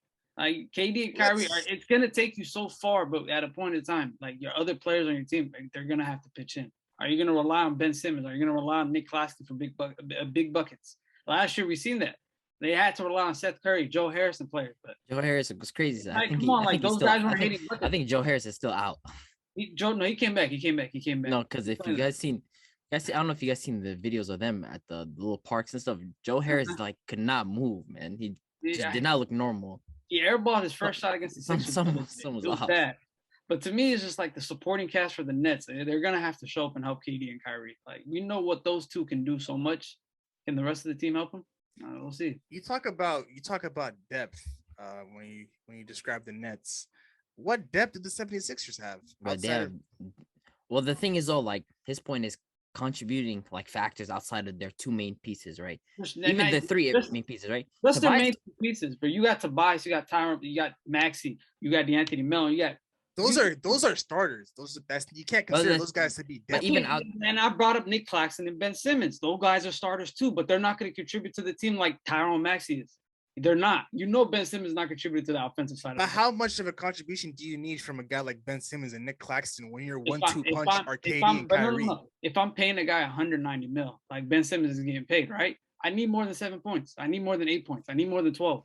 I need more than 14. I can't let him sit him with a 7-point game, 8 assists, 9 rebounds, and 5 fouls. He's not contributing like that, and we've seen that every day with the Sixers. Yeah, I hear you, but I think what you don't understand is the Nets have a better 1-2 punch than the 76ers. How much of a contribution do you really need from these guys? Kyrie has a number 2 punch. I'm not there. He averaged 27. Like if you're running an agenda on Kyrie Irving, it's not running an agenda. It's not just the team though. You're comparing the 1-2 punches. I'm trying to compare the overall team combined. I understand that, and you brought up the concept because it's like saying, and you're mentioning starters. Like, what about the guys on the bench? Like, that's what depth is. It's not about who's on your starting lineup. It's about the guys outside of your starting lineup. I mean, they have guys. Are you going to bring up Seth Curry? Because we know he hasn't performed in the playoffs. He's been playing like shit the last couple of playoffs that with the Sixers and the Nets. I just want to know why do you believe the 76ers have greater depth than the Nets? I think guys like Seth Curry is a very great piece off the bench. He has not performed in the playoffs. We've seen it last year against the Celtics. Can you name me one player that's performed in the playoffs on the Sixers bench? They got guys like DeAnthony Melton there. They have Paul Reed. No, those guys. Last year, they had some contributing factors. Right? I understand that. I'm talking about right now. Right? They had some contributing factors off the bench. Last year, they didn't have depth though. They got them past the first round. Yes or no? They didn't really have depth last year. That's the issue. They really didn't have depth last year. They picked now they have. Look at Cybo on the bench. Anthony Melton on the bench. Who else is coming off the bench? I forgot his name. Paul Reed, the backup center. That guy's nice. How much of a depth is Matisse Thybulle when he's not contributing to your team offensively? He's been working on his threes. But the thing is, though, Matisse Thybulle and Ben Simmons, they're the same thing. So one guy's coming off the bench, the other guy's getting paid $185 as a starter. Okay, let me ask you this: who's starting for the Philadelphia 76ers right now? So Embiid, Harris, Maxey, Harden, and PJ Tucker, right? Yeah. Okay. Outside of those 5 guys, and I'm assuming guys like DeAnthony. Okay, DeAnthony Melton's going to come off the bench. Paul Reed, Paul Reed, Daniel Furkan House. Korkmaz, Daniel House. And then you compare that to the Nets, and they have guys like, okay, Seth Curry's coming off the bench. Name value hasn't performed the last 2 years. You can't bring Seth Curry's been good. Come on. He was good in Philly. Should I tell you something? Should I tell you something? Season he's been good, but when it comes to the playoffs, he's been trash. Should I tell you something? Ask what Nets fans think of guys like Patty Mills. Patty Mills looks washed. No, Patty Mills is terrible. Patty Mills is terrible. I 100% agree. Joe Harris? Joe Harris. I think Joe Harris is he going to be a starter for them this year? He's still dealing with that ankle soreness. So the guy's been stuck with that for the last 2 years. They legit have 3 liability cones on defense as a shooting guards, right? The only person they had last year was Bruce Brown, whatever his name. Yeah, Bruce Brown. He was a solid piece. Other than that, there's nobody on that bench coming off that team. Really, the only one that has potential on that bench is Cam Thomas, and he doesn't get minutes. And Steve Nash don't play him at all. Yeah. I think you're really underrating guys like Seth Curry. In Philly, he looked good. In Boston, in Brooklyn, he still looked good. He averaged 15 off the bench. I just feel like in the playoffs, he just dealt with a lot of injuries. But when we're comparing two teams like the Philadelphia 76ers and the Brooklyn Nets, I feel like we can't really use the argument of depth against any of them because they don't really have any depth, any quality depth. The issue is the Nets don't have good starters outside of their 2 guys. The Nets don't have good starters outside of their 2 guys. You can and they don't argue that. I wouldn't disagree, but in terms of using depth as an argument for both of these teams. But what I was trying to use the depth as a prospect, I was trying to say as a team, Sixers have more pieces than the Nets do. Outside of KD and Kyrie, Sixers got more pieces, bro. I don't know. Outside of Embiid and Harden, Sixers have more pieces. Really, I only see a couple of pieces in the starting lineup, Maxey and that's all they need. Harris. That's all they need. They're just gonna have to rely heavily on their starting lineup, but I have them being a disappointment this year. Honorable mention that I don't really have one, to be honest. I think I would really probably go with the Brooklyn Nets, to be honest. Just for them to be the disappointing team because you guys all make the same amount of quality reasons. Disappointing team. I can say the Wolves. Maybe the Wolves. I don't really have one. I can't lie. Maybe the Wolves. Hey, hold on. You said disappointing team. Give me a second. A disappointing team? I don't really have one. That I can think of. Other than the Suns. Yeah, the Suns are the obvious the ones. The Nets would be. The Nets I still don't. I wouldn't put Nets as the biggest disappointment team either. I mean, I can see the argument for why the Nets would be a big disappointment. So we'll go ahead. I think we'll just go ahead and move on to biggest overachiever. I got the Toronto Raptors right here, man. You guys know me. I'm gonna show the Raptors love every single time. I feel like this team has very, very, very solid players all around. You come up with that 6-7 lineup. It's crazy, man. Like it's a cold January lineup, man. It's a cold January night. You're trying to vibe and you see 5, 6, 7 dudes on the court at once. It's just crazy to me. But I just feel like this team last year, injuries really stopped them in the first half of the season. Guys like OG Anunoby got hurt, and then the second half of the season, Fred VanVleet got hurt. And they just have good pieces all around. And they have guys, I think they had a lineup where they're averaging over like 15 points per game, each starter. That's how solid this team was, right? And so you come into this season with Fred VanVleet, Gary Trent Jr., Siakam, Scotty Barnes, OG Anunoby, Precious Achiuwa, and then Otto Porter Jr. I feel like that's a very, very solid rotation that these guys are rocking with. And defensively, they're going to be as good as it gets in this league. So the versatility-wise, they're going to be great. And this team, they did improve on their depth, and that's what held them back a lot. That's why Nick Nurse had to play this try-hard team like 44 minutes a night because they didn't really have depth like that last year. And so they picked up some this year. And I really have them finishing as like a top 5, maybe top 4 seed potentially, depending on how they end up performing. So we're gonna see. Damn, top 4? If things go their way. It's crazy. Like you said earlier in the episode, the Wolves. I got the Wolves being the biggest overachievers this year. I feel like if they do end up on that top 4 to 5 and they make the playoffs in that position, I really don't see them doing much in the first round. I really believe they get kicked out the first round, even being in that top 3, top 4 position for me. Like you said, they added Gobert. Edwards is going to take that step. Towns, hopefully he comes into this year not as soft as, what he was last year, but if they do end up top 4, top 3, I really believe they get kicked out the first round. Overachieve the whole season. It's a waste of time. I feel like I'm going to do a lot of talking about this team this upcoming NBA season, but for me, the biggest overachievers will be the New Orleans Pelicans. I feel like that team from top to bottom, they're ready to go. So, with the acquisition of CJ McCollum, with Zion coming back and boosting up that roster in this offseason, I just feel like, uh, what's his name? I just said his name. His head coach, Willie Willie Green. Green. Really Yeah, good. Willie Green, he can really throw different lineups at you. I like their other key guys, quality guys like Herbert Jones and Jonas Valanciunas, guys coming off the bench like Larry Nance and Jackson Hayes. Devontae Graham's on the bench as well. I Trey just feel like, Murphy. I think Trey Murphy's on that team, right? yeah, Trey Murphy Jr., like those, the New Orleans Pelicans, I just feel like they're a team that's ready to go. From top to bottom, especially when you have a guy like Zion Williamson coming back for you, averaging 28 points per game on 64% true shooting, that's really going to help this team out a lot. I feel like that's like the one thing they lacked in last year, just a true paint presence outside of Jonas Valanciunas, and of course CJ McCollum and Brandon Ingram taking care of all the perimeter work. I feel like those two guys are going to mesh pretty well. They drafted a point guard, I believe. What's his name? Dyson Daniels. He's been Dyson very Daniels. solid defensively. That guy's been ridiculous defensively in this preseason. So I just really believe, he's going to slot in for that team perfectly. And to be honest, the New Orleans Pelicans, I feel like this team could definitely push for a top 4 spot in the Western Conference because this team is just very talented from top to bottom and they're very well coached. So I believe this team will overachieve this year. Yeah, I can see the argument for that. They would have been my overachievers as well, just because, I mean, they already had a top 5 offense back in 2020 when these two were healthy. So now you add CJ in that mix, and of course BI's improved a lot since then, and Zion's ready to prove a point. And they drafted Dyson Daniels. They have good contributing pieces on their bench, so I can see why these guys end up overachieving. They got some solid pieces on that team. I can't lie to you. Jonas, they got what's the Alvarado, Yeah, Herb Jones. They got some solid pieces around that big three. So they can do some numbers this year for sure. And y'all know me and Ingram. Yeah, I expect them to hopefully takes that next step this year, man. Be more efficient, be more assertive in the game, take more initiative. I really just can't see the Minnesota Timberwolves overachieving this year, though. I think you had them, right? You picked the Timberwolves. I picked the Timberwolves. I think they do overachieve. Like, I'd be steady. It might be one of those years like Memphis had last year, where they ended up top 3, even with Ja missing 22 to 23 games. They still ended up with a 54-1 record or 55. So they have the pieces. It just if the coach can put it together, and hopefully we'll see if they can make it work.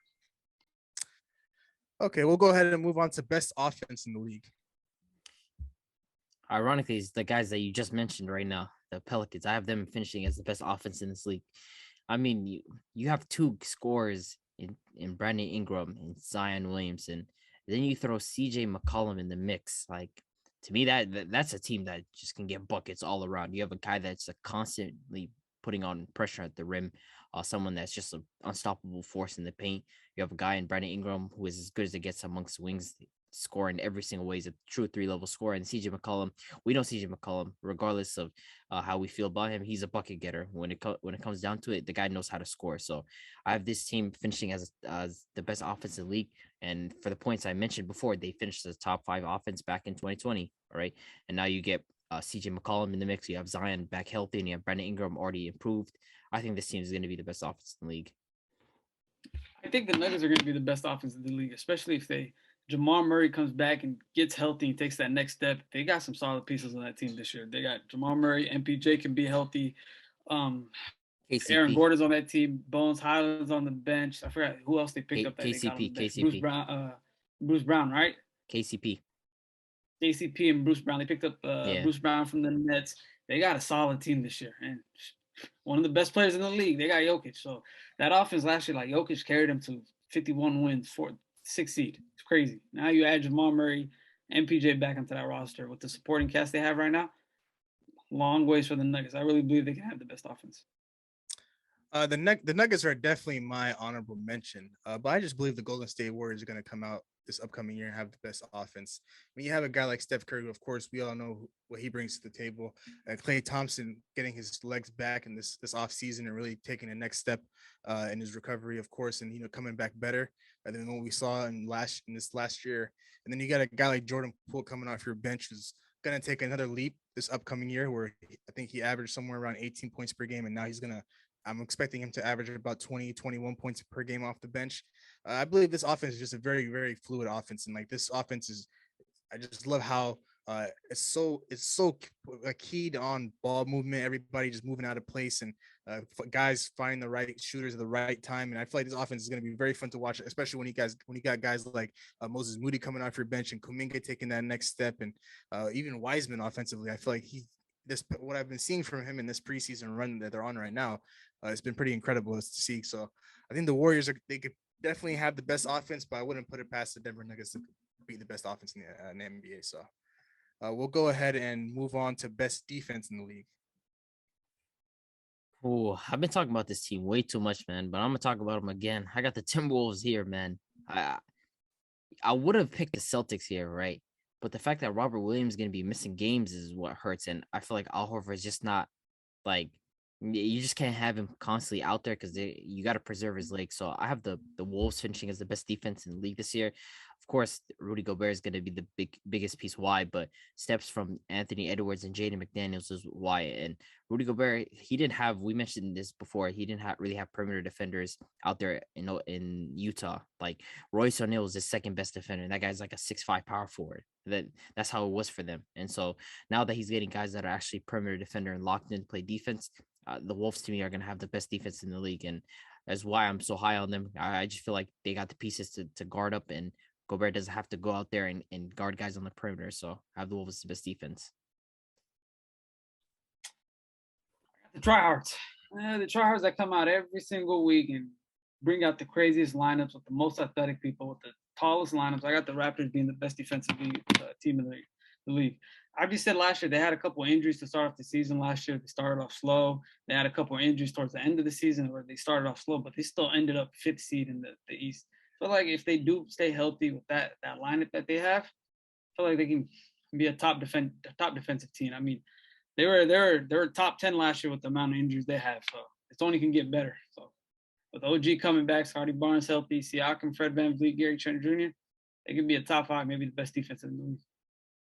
Yeah, my honorable mention would be the Boston Celtics, but I'm going to have to agree with you on this one, Big H. I have the tryhards in Toronto. We're giving another shout out to Toronto basketball. The Raptors will be the best defensive team in the league. Those guys outside of Fred VanVleet, I mean, their whole lineup is literally wing guys that can just defend and shoot and dribble and play, score the basketball. So I believe this team defensively, Nick Nurse, he doesn't give those guys a break. So those guys play 48 minutes a night. And it's crazy because there's a lot of games I was watching last year where those guys would not take the night off. So I believe the Raptors will be the best defensive team in the league. But if there's a team that can go and be the best defensive team in the league again, definitely the Boston Celtics, because they have all the pieces and they added Malcolm Brogdon to the mix. And I know eventually they'll get back Robert Williams at full health. So that'll be a plus for them. So we'll go ahead and move on to the best record in the league.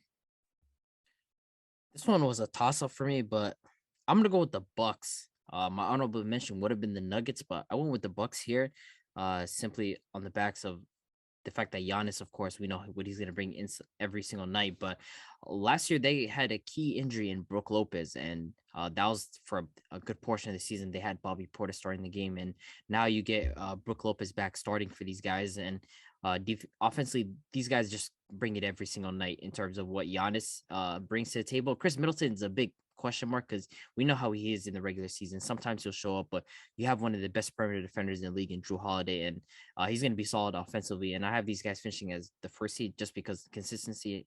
And the reason why I don't have the Nuggets finishing as the best record is they're going to be slow in bringing back Jamal Murray and MPJ. He might be contributing right away, but that's for the foreseeable future. But I feel like they're going to be a little bit slower with guys like Jamal Murray. So I have the Bucks finishing as number 1.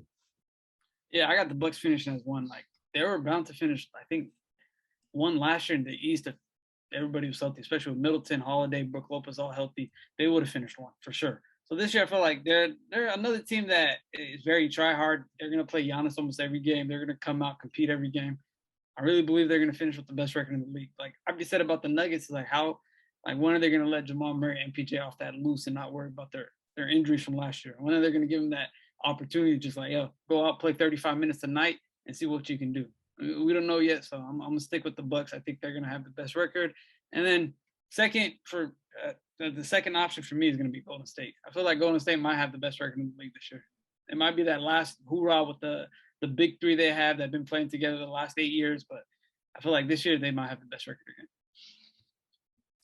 Yeah, for me, I believe the Denver Nuggets, as I mentioned before, they'll finish with the best record in the NBA. And of course, I mentioned that when I said Mike Malone was going to win Coach of the Year, even if they bring Jamal Murray and Michael Porter Jr. into the lineup very slowly, where they're playing roughly around 28 to 30 minutes a night. I just feel like their presence is just enough for Nikola Jokic to do what he does best. Nikola Jokic, what he was working with last year, not a lot of superstars can work with that. So for him to even make the playoffs with that roster, we gotta tip our hats to a guy like that, because Facu Campazzo was there, Austin Rivers was there, just not a lot of quality basketball players on that team. But Will Barton. I think Will Barton, the shot checker ball hog that he is. But I believe even just with Michael Porter Jr. and Jamal Murray just being out there, being threats on the offensive end, and that's just all Jokic needs, because then Jokic is going to carry the load, and like he did these last couple of years carrying this team. Even when Jamal Murray went down, he still sustained that top 3 seed in the Western Conference, and then last year being a top 6 seed. I just believe once they let the chains loose on guys like Michael Porter Jr. and guys like Jamal Murray, Jokic is already going to be ready to go. So they're just going to be on full go, and that team is just going to continue to win. And I think they'll walk away with the most wins in this upcoming season. They'll have the best record, but I wouldn't put it past the Bucks. Those guys, of course, are tryhards, and if they get other guys healthy. But the Golden State Warriors, I just really can't see it, because I feel like those guys, they're gonna coast, do a little bit of coasting this regular season. I just feel like, but it just won't be as much as the Clippers. So I just feel like, some games Clay's going to rest, a lot of back-to-back. Steph might not be there. Wiggins might not be there. It's probably going to be a lot of games where we see their young and up-and-coming talent like Jordan Poole, Moses Moody, Jonathan Kuminga, Wiseman, all in the starting lineup at one time, just to see how it's going to look, just to give Steve Kerr an idea of how rotations are going to be come playoff time. Because at the end of the day, that's what they're really gearing up for. They're really just gearing up for another championship run with this team. So, but it could be an interesting one if they try to go for the best record in the NBA. But I think last time they did that, like 20 was with KD, right? 2017. 2017. Yeah, it's been a minute. They had some crazy talent on that team with Kevin Durant. So, but I think that wraps up our team predictions. But before we jump off this call, we just got word and notification that Draymond Green will not be suspended. He'll be fined for his altercation with Jordan Poole, and he will play in the final preseason game on Friday. Steve Kerr confirms. I don't know how to feel about this one. I think this kind of sets a bad precedent for this. I don't know. Like, a fine isn't, like, if I'm Jordan Poole and I see Draymond Green got fined, I'd be pissed, honestly. Like, to me, and the fact that he'd be returning for a final preseason game is just crazy, because it's like, you have to punish that a little bit more than just a fine. A fine is just like everybody gets fined in the league. Like, it means nothing. But like when it means nothing to them, man. The amount of money they're getting, exactly. Come on. Like a fine is nothing. But when you suspend someone, you're making a statement like, "Hey, that was not cool whatsoever." And it feels like to just hand him like a measly like fine, however much it is, it's just like, oh well, just don't do it again type of thing. Like, and to me, the Warriors, they're a better organization than that. They know what Draymond did was unacceptable, and for them to just simply hand him a fine sets a bad precedent. Like, we're not punishing this guy enough, and it may be because of who Draymond is, but at the same time, you can't let stuff like that slide. So that's just my thoughts on it. Nah, for me, it's fine. Like, we've seen Bobby Portis get suspended because he was defending himself against I think Nikola Mirotic on the Bulls. Mirotic. We seen him get suspended for 8 games because he had another player rush at him and he defended himself. And we're seeing Draymond get fined. This is like that baby thing that he's always getting babied. Like, we talked about this the other day. It always starts off with the mistakes from him. Everything starts off with him. 2016 finals, him. Getting suspended, him. Running KD out of town, him. Now this situation, you're like, come on now. You don't rush somebody like that and hit somebody in the face like that and think everything's going to go back to normal. It's crazy. Draymond was suspended for a KD altercation. Yeah, Draymond was suspended for a KD altercation, and it's like he physically didn't touch him. Yeah, and now this is crazy. So you can see on camera, like, yo, this guy really came in and gave a haymaker to a person that was not defending himself. And I don't know, man. It's just, I feel like it's Draymond's last year. I feel like Curry didn't step up. He didn't say much. I feel like this guy just sat back and whatever. You know, he let Steve Kerr, he let Von Myers and the guys handle it. He's not that bad. You don't take a jab at Steph Curry. I'm not taking a jab at Steph. No. What? I'm not taking a jab at you can't really put it on Steph to make an executive decision like that. It's just another teammate of yours. Nah, I'm not. But he has to have a say in that. You feel me? I don't know how much of a say he could have in that.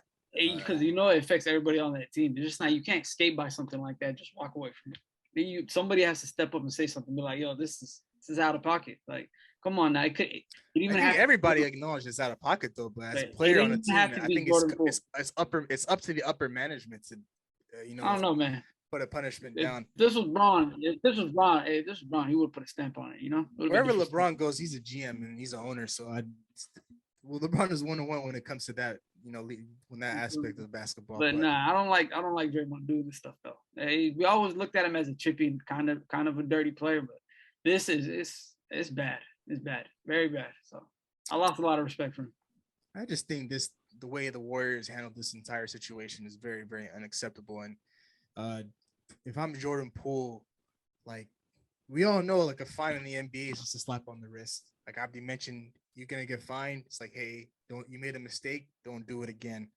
But if you suspend a guy, you're really kind of making a statement saying, hey, of course, you're in the wrong, and we're not gonna sweep this under the rug.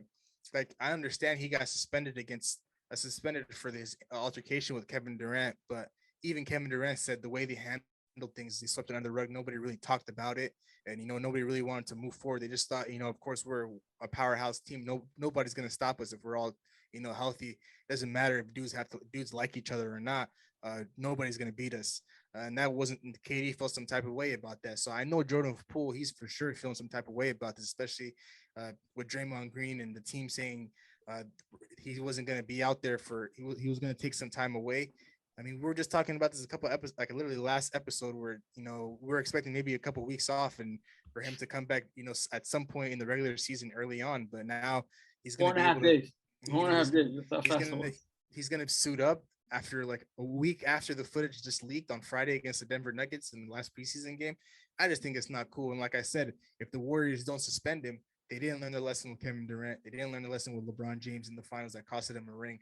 And this is definitely going to be a problem going forward. I understand that Jordan Poole, he's a restricted free agent, but the money he's going to demand now is just going to be at an all-time high, where maybe you're going to be able to get him on a slight discount, especially with the upcoming season that he's about to have if he stays healthy. When you see guys like Tyler Hero getting paid and, Anthony Simons getting paid, like everybody knows Jordan Poole's up there with those guys. And now that he has a chance to showcase his talents one more time and get an even bigger payday than those guys, now the Warriors have no leverage in those negotiations. And now you're kind of putting the team in a tough situation where now you have to think about whether or not you want to bring back guys like Andrew Wiggins and Draymond Green, and how are you going to, manage a luxury tax and stuff like that. So I'm just really disappointed in how the Warriors handle this whole situation. They're a top class organization, and they really just fumbled this one. I feel like they just keep letting Draymond go, letting him off easy. I understand he's a part of the house that he built this house from the ground up alongside guys like Steph Curry and Klay Thompson, but you don't hear about altercations with those two guys. Those two guys are class act guys. They go about their business on a daily. They don't start any drama, no nonsense. I understand that Draymond, he's the vocal leader on this team, but there's a limit to everything. You draw the line at some point, and they're just not drawing the line when it comes to Draymond Green. So once again, I'm very disappointed in this team, and I hope Jordan Poole, I know he won't be able to. I hope they don't mend that relationship between him and Draymond Green, because on the court, I don't think it'll be a problem, but off the court, I just feel like I wouldn't want to be around a guy that just sucker punched me in practice. Like, this is some guy that I consider to be my brother and my running mate. We just won a championship together. Draymond mentioned that they have locker rooms next to each other and stuff like that. So for a guy to come out there and be considered your brother and give you a sucker punch like that, that's just not cool. It doesn't sit right with me. So I know Jordan Poole, he's definitely feeling some type of way. And the Warriors, they have a lot of work to do to try to, steer this ship in the right direction, because the season is right around the corner. And, of course, the Warriors, they have high expectations. So it's just crazy how they're just going to give them a slap on the wrist with a fine. That's ridiculous in my opinion. Yeah, fine is just crazy. Fine's crazy, bro. It's crazy. And you come back for a preseason ridiculous game. Hey, like, he's been gone for a week. Less than a week, and he's back like that fast. It's crazy. Yeah, I mean, it's going to be very awkward. But with that being said, any final words before we close things out? None. Wait, what day is today? October 11th? I believe so. 6 more days to the NBA season, man. We got 6 more days, baby. Less than a week. Man, less than a week, man. Less than a week away from the upcoming NBA season. Week 6 is right around the corner for the NFL season. So it's definitely a good sign and a good time if you're a fan of both sports. But with that being said, we'll go ahead and close things out here. Thank you so much for tuning into today's episode. Really appreciate your love and support. We really appreciate it if you like, commented, and subscribe to our YouTube channel at New Media Podcast. For those of you that are watching this on YouTube, all of our social media handles will be in the beginning of this video. And for those of you that are listening to us on Apple and Spotify, if you go to our Instagram page at New Media Podcast, you'll be able to navigate yourself to all of our social media handles on there. So once again, thank you so much for tuning in. And as always, we'll see you guys in the next one. Peace. Record a new hit, then we making us a film. Wouldn't sign a deal if I got a couple mil. Been in the lab, now they throwing out deals. Me and now H, now that's overkill.